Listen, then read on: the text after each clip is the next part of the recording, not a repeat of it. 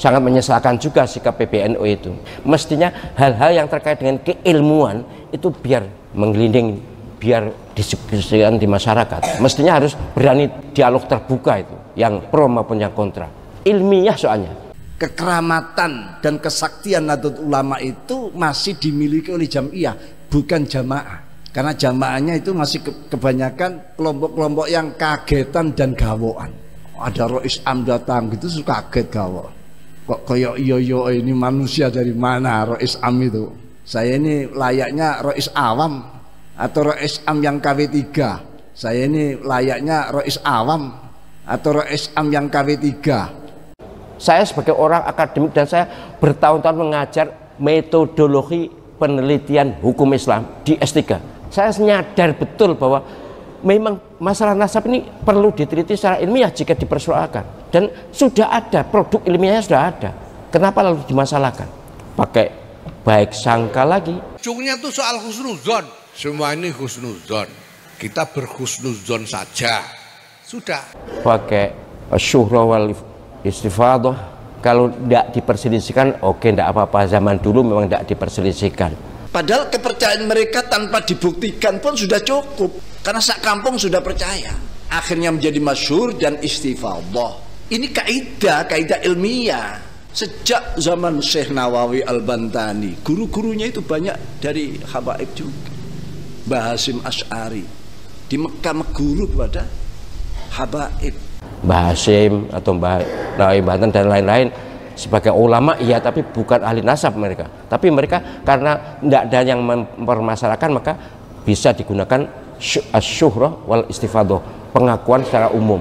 Tapi kalau ada yang mempermasalahkan dan bisa menunjukkan bukti. Al-Fakir Miftahul Akhyar, banyak kekurangan, ketidakcakapan dan ketidakmampuan mengemban amanah yang amat berat ini. Sangat layak mendapat gelar Rois Awam, Rois Am KW3.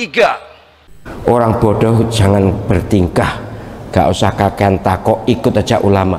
Orang-orang goblok gak usah nanya dalilnya. Mari kita ikut saja bahwa para habaib ini memang memiliki silsilah yang sambung kepada Rasulullah SAW. Iya, kalau ulamanya bisa diikuti ya enggak apa-apa. Ulama umumnya bisa diikuti, tapi kalau soal nasab ini enggak bisa kita mengandalkan alimnya seseorang. Tapi ini nasab ini kan bukan soal kealiman ilmu agama, tapi iya ilmu nasab lah. Saya profesor tapi fikih, bukan nasab, maka saya pertimbangkan hasil penelitian orang. Maka ini sudah bagus-bagus malah mau dipisah, mau dipecah. Kita ya curiga, jangan-jangan di belakangnya ada jeragani yang memang mau utak-atik ini biar pecah kita. Kalau secara penelitian, secara DNA sudah jelas dibuka di umum, kok penyemaci ngotot, itu masalah pada penjenengan sendiri. Ya, dulu itu saja Kiai Bisri itu pernah menulis silsilah wayang, mulai Abimanyu bin Arjuna bin Pandu bin Sentanu bin ngantek Sang Hyang Wenang. Ya gitu, itu ya ndak usah diurus, itu kitab sezaman yang menjadi sumber mana ya ndak usah ditulis, apalagi dites DNA segala macam ya. Mau cari DNA-nya Sang Hyang Wenang itu dari mana? Sebab kalau penjenengan bukan keturunan Nabi, ngaku keturunan Nabi, itu masalah besar. Apalagi DNA sudah jelas. Ini yang tes DNA orang luar, orang Indonesia ada beberapa sama ya. Haplogrupnya G, dan itu bukan Arab dan bukan Hashim, apalagi Bani Hashim, bukan. Itu dari Kaukasus. Tapi sampean akan divonis oleh masyarakat, sampean ngarani ini isu walaupun oleh bayaran. Lewong nasabe habaib dikon tes DNA. Tes DNA itu singgawi wong Eropa, wong Barat, yang penuh dengan intrik-intrik walaupun disebut ilmiah. J1 itu Nabi atau Bani Hashim ya. J1 itu Bani Hashim. Lah ini tidak ada yang tes itu, yang J1 itu enggak ada sak dunia itu 180 wong itu enggak ada. Terus piye itu? Mosok cek ngotot aja, malah diharamkan malah yang DNA ini. Wah aneh. Sudah ndak usah ngomong banyak-banyak daripada kualat. Kalau tadi karena tabarrukan dan tidak menantang kualat dan tidak menantang kualat, mungkin dengan bahasa lain amalia kita ini sebetulnya adalah amalia katrolan. Oh, saya kebereket terus ngenai. Gembereket bahwa ada orang yang merasa keturunan Nabi kemudian mendominasi agama, bahwa dia paling paham agama. Halah, soal agama jangan merasa paling pinter, jangan. Kita juga banyak yang alim. Orang-orang goblok nggak usah nanya dalilnya, mari kita ikut saja. Jadi yang nantang-nantang minta kita sezaman mungkin dia tidak tahu atau bodoh, tidak tahu atau bodoh. Saya mohon kepada Gus Yahya, sempatkan membaca buku Kesimpulan Tebu Ireng. Itu hasil halakoh 17 kali halakoh yang diikuti para kiai, ratusan bahkan bisa ribuan kiai ke seluruh Indonesia. Mari kita ikuti saja, senang tidak senang, setuju tidak setuju. Pada saat as-sawadul a'zam minal ulama ini sudah menetapi sesuatu bersama-sama, mari kita ikuti saja. Ya, dan tidak usah mempersoalkan macam-macam. Begitu juga mohon kepada Hadratus Syekh Kiai Haji Muhammad Miftahul Ahya, semoga beliau juga menyempatkan membaca buku itu. Sekali lagi harapan kita adalah bahwa NU sebagai ormas Islam yang sangat besar ini bisa membawa umat Nahdliyin, warga Nahdliyin dalam khitoh Nahdliyah yang ditetapkan oleh para muassisun. Kalau santri demo kiai ini betul, tidak ada. Justru kiai menjadi qudwah hasanah. Sak tingkah polai, sak gerakannya selalu ditiru. Saya tetap mencintai sahabat-sahabat saya yang habaib. Tapi saya sebagai akademisi, orang kampus, orang yang sudah studi di dalam maupun di luar negeri, sekolahku wis tutup, ngajiku wis khatam, jadi saya boleh toh berpendapat atau mengikuti pendapat yang saya pertimbangkan lebih sesuai dengan ketentuan dalil-dalil. Kalau bahasan-bahasan itu bahasan ilmiah silakan. Lalu sekarang yang dibahas sekarang ilmiah apa enggak? Kalau saya bukan ilmiah. Tentang habaib itu saya ikuti jalur yang rasional, yang reasonable, yang ilmiah, yang ada dalilnya, yang ada hujahnya, bukan yang pokoknya. Ilmiah itu harus pakai aturan, kaidah ilmiah, tidak ada yang disembunyikan, semua dijelaskan, diterangkan, tidak ada yang ditutupi. Dan saya mohon kepada saudara-saudara yang habaib, ayo diturunkan tensinya, yang punya perikata, yang punya perilaku tidak cocok dengan bimbingan Nabi, hentikan supaya panjenengan tidak dihujat. Mosok ngaku putu dengan Nabi tapi terocoh. Al-Habib Ad-Doktor Ali Hasan Al-Bahar, apapun penelitian yang dilakukan oleh orang, apapun tesis-tesis dibuat oleh orang, walau aftal muftun, saya tetap berhusnudzon bahwa beliau Habib Ali ini adalah min dzurriyyati Rasulullah sallallahu alaihi wasallam. Saya ingin menghimbau kepada mereka supaya mereka menyadari bahwa itu bukan menimbulkan simpati tapi menimbulkan antipati, bukan menimbulkan kecintaan tapi kebencian. Akhirnya menjadi kebencian. Akhirnya yang ada hanya marah. Belum para buzzer-buzzernya yang ada di mana-mana itu. Kita ngomong sedikit langsung diolah, dipotong. Waspadalah. Ini yang disebut dengan muraqabah, kewaspadaan. Makin ada alasan orang lain untuk membenci orang yang ngaku cucu Nabi tapi perilakunya tidak sama sekali mencerminkan bimbingan Nabi. Padahal sam'iyat dan akliyat itu dalil kita, dalilnya wong NU itu dalil kita. Ini ditolak, kebenaran mana ini sudah dihapus. Kalau ada sebuah bukti yang otentik, kitab-kitab yang asli, itu dibohongkan, dianggap palsu. Wahai para orang yang ngaku keturunan Nabi, kenapa kalian ngotot ingin diakui keturunan Nabi? Kenapa? Andai kata benar penjelasan keturunan Nabi, lebih bagus diam, lebih bagus sembunyi, tidak usah ditunjukkan, supaya tidak riak, supaya tidak mengganggu akidah, tidak mengganggu akhlak, tidak mengganggu pikiran, tidak mengganggu hati kita. Nantikan apa komando dan instruksi daripada PBNU. Jangan bergerak sebelum ada instruksi. Jangan buka lapak sendiri-sendiri. Berdasarkan apa yang saya tonton di video atau yang dikirimkan orang ke saya, video-video pemalsuan makam, dan makam itu kemudian setelah 1 tahun dapat 2 karung uang. Ada bukti YouTube-nya. Sopos yang memalsukan terserah. Nek merasa tersinggung ya silakan aja. Tapi ini memang ada, bukan hanya 1, 2, puluhan bahkan ratusan makam. Ketahuan sekarang. Mosok nek wis ngene iki ya tetep begegek. Ki wae soal habaib ya. Piye dijawab gak Mas? Tapi nek kata jawab piye wong takoki banyak. Kowe winganan yang kono tak jawab to masalah habaib. Tapi baiklah. Wong ditakoki kudu jawab. Prof, lapo? Apa benar bahwa tes DNA itu haram? Sopo sih ngomong? Tes DNA haram. Tes DNA itu ini ilmu genetika, ya masalah nasab habaib itu loh. Atas dasar apa diharamkan? Tidak.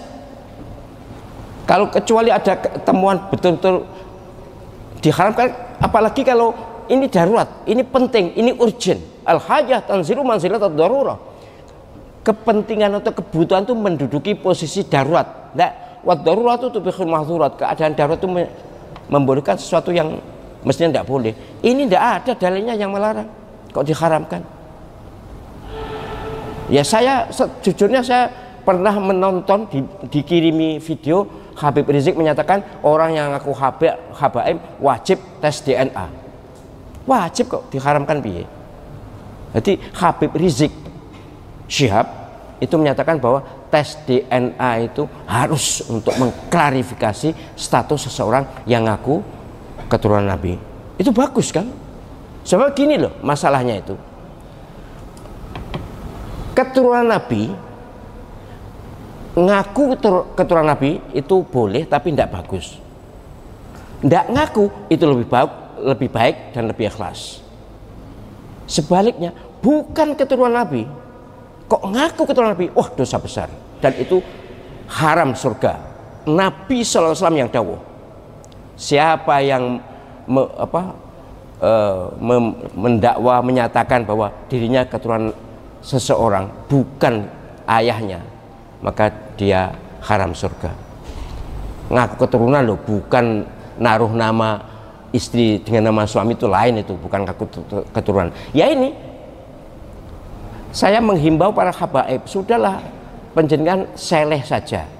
Andai kata panjenengan keturunan Nabi, toh tetap dihargai oleh Allah SWT, oleh malaikat, tetap diaku. Tapi nek bukan keturunan Nabi kok ngaku keturunan Nabi, wah dosa besar. Jadi luwih apik keturunan Nabi gak ngaku keturunan Nabi, gak ngumum nih daripada ngumum nih. Tapi umpama ngumum nih pun boleh, nek asli keturunan Nabi. Lah nek ora, jelas dosa. Ya mohon maaf. Kenapa sih ngotot-ngotot diakoni keturunan Nabi? Kenapa? Wahai para orang yang ngaku keturunan Nabi, kenapa kalian ngotot ingin diakui keturunan Nabi? Kenapa? Andai kata benar penjelasan keturunan Nabi, lebih bagus diam, lebih bagus sembunyi, tidak usah ditunjukkan, supaya tidak riak, supaya tidak mengganggu akidah, nggak mengganggu akhlak, tidak mengganggu pikiran, tidak mengganggu hati kita. Ini saya menghimbau pada sahabat-sahabat saya, sudahlah. Andai kata penjenengan keturunan Nabi beneran, ya sudah, biar orang bilang bukan keturunan Nabi. Tapi kalau secara penelitian, secara DNA sudah jelas dibuka, diumum, kok penyemat sing ngotot, itu masalah, yang masalah pada penjenengan sendiri. Kasihan saya. Mereka adalah sahabat-sahabat saya, tetap sahabat saya, walaupun bukan keturunan Nabi, tetap sahabat saya dan baik saya dengan beliau-beliau itu. Perkara sing kelakuannya gak cocok karo tuntunan Nabi, yaitu urusan pribadi, tapi yang jelas kita ini menghormati pada semuanya. Ini bener saya himbau, muka-muka mari ini gak ono sing takut masalah Habib meneh. Saya juga ono sungkane, sahabat Habib saya banyak ya. Banyak yang akrab dengan saya itu banyak. Tapi ya itulah. Kok iso sih ngotot jadi diakoni keturunan Nabi, kok iso? Saya itu malah berusaha sembunyi. Ya kok orang buka neh nyenani Mas. Jadi saya ingin panjenengan sembunyi aja lah. Tidak usah ngaku keturunan Nabi. Sudah, nanti urusan di akhirat. Tenan pora. Sebab kalau penjelasan bukan keturunan Nabi, ngaku keturunan Nabi itu masalah besar. Apalagi DNA sudah jelas haplogrup ya, haplogrupnya jelas. Ini yang tes DNA orang luar, orang Indonesia ada beberapa sama ya. Haplogrupnya G. Dan itu bukan Arab dan bukan bukan Hashim, apalagi Bani Hashim, bukan, itu dari Kaukasus. Ya nek dibongkar rada isin, tapi ya sudahlah, pokoknya jelas bukan J1 itu Nabi atau Bani Hashim ya, J1 itu Bani Hashim. Lah ini tidak ada yang tes tuh, yang J1 itu nggak ada, sak dunia itu 180 wong itu nggak ada. Lihat piye itu, mosok cek ngotot aja, malah diharamkan malah yang di DNA ini. Wah aneh. Sing ngaramkan siapa Mas? Hanif itu mantune Gus, mantune, duh, lagi berarti orang tua kalau mantune gak waduh Mas? Astagfirullahaladzim. Oh janganlah, sampai mantu ya kudu nyadar, jangan menentang orang tua, atau orang tua minta maaf pada umat, enggak apa-apa. Tapi sekali lagi, kehormatan panjenengan dan penghormatan kita pada panjenengan bukan soal keturunan Nabi, itu bukan. Apalagi kalau sudah dinyatakan berdasarkan banyak disiplin ilmu sejarah, ilmu apa namanya itu filologi, kemudian ilmu genetika, tidak, terus ngotot malah jatuh. Ini laku kasus bolak-balik loh. Saya sungguh sangat menyesalkan juga sikap PBNU itu, sangat menyesalkan. Kenapa seperti itu? Tapi oke lah, itu hak mereka sebagai pengurus, silakan aja. Tapi mestinya hal-hal yang terkait dengan keilmuan itu biar menggelinding, biar didiskusikan di masyarakat. Mestinya harus berani dialog terbuka itu, yang pro maupun yang kontra. Ilmiah soalnya. Saya sebagai orang akademik dan saya bertahun-tahun mengajar metodologi penelitian hukum Islam di S3. Sudah berapa tahun. Saya nyadar betul bahwa memang masalah nasab ini perlu diteliti secara ilmiah jika dipersoalkan, dan sudah ada produk ilmiahnya, sudah ada. Kenapa lalu dimasalahkan? Pakai baik sangka lagi, pakai apa? Asyuhra wal istifadah. Kalau tidak diperselisihkan, oke, tidak apa-apa. Zaman dulu memang tidak diperselisihkan. Mbah Hashim atau Mbah Nawawi Banten dan lain-lain sebagai ulama iya, tapi bukan ahli nasab mereka. Tapi mereka karena tidak ada yang mempermasalahkan, maka bisa digunakan asyuhrah wal istifadah, pengakuan secara umum. Tapi kalau ada yang mempermasalahkan dan bisa menunjukkan bukti, lalu apa untungnya? Tetap ngotot ngaku keturunan Nabi itu, apa tidak takut dengan risiko? Nanti baca surat Al-Ahzab ayat 2 dan seterusnya itu, betapa Allah SWT murka kepada orang yang menasabkan bukan keturunannya. Menasabkan loh, mohon dibedakan antara panjenengan istri, kemudian namanya ditambahkan suami. Saya Mas Khalid, istri apa jenis Mas? Iva Khalid. Wah, lo ceramah, oh itu dosa, itu haram, bau surga, ngaji osele. Itu kan bukan menasabkan, itu mengakui sebagai suami, bukan menasabkan. Ya memang afdolnya dengan orang tuanya, tapi kan supaya suami merasa dihargai, ya oke, tidak ada masalah itu. Yang dilarang oleh Allah SWT itu mengalihkan nasab. Misalnya yang di surat Al-Ahzab itu Zaid bin Muhammad, padahal jelas bukan bin Muhammad tapi bin Harithah kan. Itu yang dilarang, dan itu bisa diambil, dipetik sebagai pelajaran untuk para siapapun yang ngaku keturunan Nabi. Sekali lagi Mas, kalau ada fasilitas tes DNA saya mau kok ya. Engkau tak umum, tapi juga tak umum nih, ndak nek gak tak umum nih, tapi nek yo gak tak umum nih, nek gak tak umum nih. Bayar pira sih Mas? Cobalah cari info Mas, sampean cari info di mana dan bayar berapa. Saya ingin supaya orang-orang ini segera menyadari bahwa masalah nasab ini sesungguhnya tidak ada pentingnya untuk diperdebatkan, dan apalagi ngaku-ngaku nasab Nabi SAW tapi kelakuan tidak sama sekali mencerminkan apa tuntunan Nabi, kan malah bahaya itu. Kok doang banget masalah nasab ini. Iki goro-goro iki. Ustadz, kata seorang tokoh, iki enek jenenge, orang bodoh jangan bertingkah, Gak usah kakean takok, ikut aja ulama. Iya, kalau ulamanya bisa diikuti ya enggak apa-apa. Memang ulama umumnya bisa diikuti, tapi kalau soal nasab ini enggak bisa kita mengandalkan alimnya seseorang, tapi harus alim dalam pengertian alim agama loh. Tapi ini nasab ini kan bukan soal kealiman ilmu agama, tapi iya ilmu nasab lah. Saya profesor tapi fikih, bukan nasab, maka saya pertimbangkan hasil penelitian orang. Terus gitu ya, jadi tidak usah dianu ini. Apapun dengan baik sangka tidak boleh. Apa benar banyak pemalsuan makam? Aduh, lebih dalam lagi. Apa benar banyak pemalsuan nasab? Pemalsuan makam? Iya. Berdasarkan apa yang saya tonton di video atau yang dikirimkan orang ke saya, video-video pemalsuan makam, dan makam itu kemudian setelah 1 tahun dapat 2 karung uang gitu. Ada bukti YouTube-nya. Sopo yang memasukkan terserah, nek merasa tersinggung ya silakan aja, tapi ini memang ada, bukan hanya 1 2, puluhan bahkan ratusan makam ketahuan sekarang. Mosok nek wis ngene iki ya cik tetep begegek. Apa Mas begegek Mas? Kenapa begegek?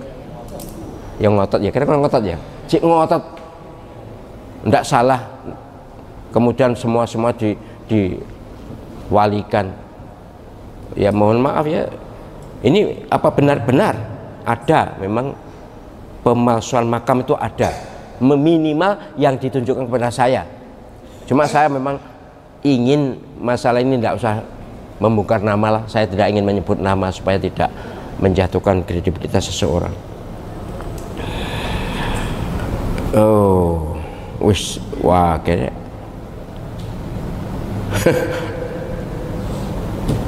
mohon dibahas masalah obat-obatan yang hampir semuanya mengandung bahan terlarang. Sudah, kemarin kan di outbound itu tadabbur alam itu. Oke lah, intinya begini. Menurut yang dikirim video ini, 90% lebih obat itu mengandung unsur babi atau narkoba, yang berarti haram. Nah, karena berobat hukumnya wajib dan obat itu termasuk media untuk menyembuhkan, dan penyembuhan itu adalah menyangkut nyawa, maka ini boleh pakai pintu darurat. Artinya ini haram memang, kalau tahu apalagi haram, tapi karena untuk penyembuhan maka pakai pintu darurat. Ad-daruratu tubihul mahdzurat. Keadaan darurat itu membolehkan sesuatu yang dilarang. Tetapi saya menghimbau sebelum ke obat, ke jamu dulu lah ya. Jamu apa Mas? Jamu kan bahasa Indonesia kan jamu juga. Ke jamu. Saya juga begitu. Saya hampir tidak pernah pakai obat. Hampir tidak pernah. Ya kalau pernah ya sedikit-sedikit. sedikit saja, dan hanya obat yang rendah-rendah itu, yang murah-murah itu aja. Itu terpaksa. Tapi usahakan sekedar pusing, sekedar apa itu bisa tanpa obat. Saya membuktikan dan saya merasakan. Ya sebenarnya kalau penjenengan kan maha santri, ya mestinya banyu putih itu diwacane Fatihah, kemudian Allahumma rabban nas, doa sembuh ditiup, ombe beres. Mestinya ya apa gunanya penjenengan ikut KSS gak wani ngono. Ya begitu ya. Jadi oke, masalah obat boleh digunakan dalam keadaan sangat terpaksa. Gitu nggih. Ini sudah saya bahas kemarin, tapi oke lah karena ditanyakan dan ini belum saya hapus, berarti masih ditanyakan di sini. Terakhir sementara pacet habaib bener. Apa boleh seseorang itu merasa ahlul bait? Ahlul bait itu keluarga dalam. Ahlul bait itu hanya 5 itu, Nabi Muhammad SAW, Sayyidina Ali, Sayyidina Fatimah, Sayyidina Hasan, Sayyidina Husain. Itu ahlul bait. Jangan kepedean. Jangan lalu innama yuridullahu liyudzabakum rijsa alal bait, lalu merasa ahlul bait merasa berhak memberi syafaat. Omongnya sapa? Yang berhak memberi syafaat itu adalah orang yang diizinkan Allah SWT, yaitu Rasulullah Muhammad SAW. Nggak terima ecek-ecek ngono kuwi, jangan merasa kepedean bisa memberi syafaat. Anda sendiri bermasalah kok. Kenapa lalu nak ngancam-ngancam, oh enggak saya beri syafaat. Waspadalah, di padang mahsyar hitungannya masing-masing. Tapi ini jadi ahlul bait, keluarga dalam itu ya 5 ini. Nabi Muhammad SAW, kemudian Sayyidina Ali, Sayyidina Fatimah, Sayyidina Hasan, Sayyidina Husain. Mestinya ya termasuk Sayyidah Khadijah mestinya, dan istri-istri Nabi SAW. Tapi yang disebutkan oleh para ulama itu 5, khomsatun itu ya 5 ini. Tapi yang jelas bukan dzurriyah yang sampai sekian puluh tahun itu bukan ahlul bait. Kalau keturunan ya keturunan, tapi bukan ahlul bait. Jangan kepedean, jangan menyeret pemahaman Al-Quran kepada mencari keuntungan pribadi. Terlalu besar risikonya. Soal agama jangan merasa paham sendiri. Ada yang mengatakan wong paham Quran nggak melalui iki sesat. Mbahmu. Ya aku loh mondok puluhan tahun, kemudian di Al-Azhar juga bertahun-tahun. Artinya rodok ngerti lah kalau soal agama. Ya, jadi terpaksa saya ungkapkan ini karena saya gembreget. Apa mas gembreget? Kenapa Pak Arif? Gembreget itu gemes apik rada. Oh, saya gembreget wis ngenai. Gembreget bahwa ada orang yang merasa keturunan Nabi kemudian mendominasi agama, bahwa dia paling paham agama. Alah. Ya sayangnya kengko terusnya sombong gitu, enggak pun. Artinya soal agama jangan merasa paling pintar. Jangan. Kita juga banyak yang alim. Bangsa Indonesia itu entahlah keturunan siapapun, habaib atau bukan habaib, pokoknya orang yang mau ngaji mesti ngerti agama. Dan ini banyak. Kalau soal kedalaman ilmu susah untuk menyaingi para kiai-kiai pesantren, itu susah. Dan itu bukan, mereka tidak pernah ngaku keturunan Nabi, kiai-kiai kita itu. Dan di Arab juga gitu kok. Saya kan lama di Arab, bergaul dengan banyak orang Arab, tidak ada yang ngaku keturunan Nabi, itu tidak ada.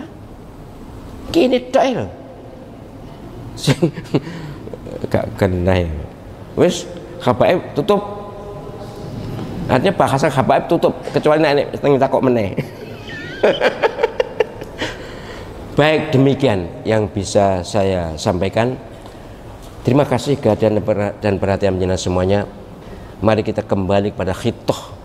Inna akramakum indallahi atqakum. Sungguh kemuliaan siapapun umat Muhammad SAW ini adalah di kadar ketakwaannya, bukan di kadar dzurriyah atau bukan dzurriyahnya, di kadar bukan di kadar keturunan atau bukan keturunan, bukan, tapi ketakwaannya. Maka itu kita pupuk, kita tingkatkan, kita perkokoh iman kita dan ketakwaan kita.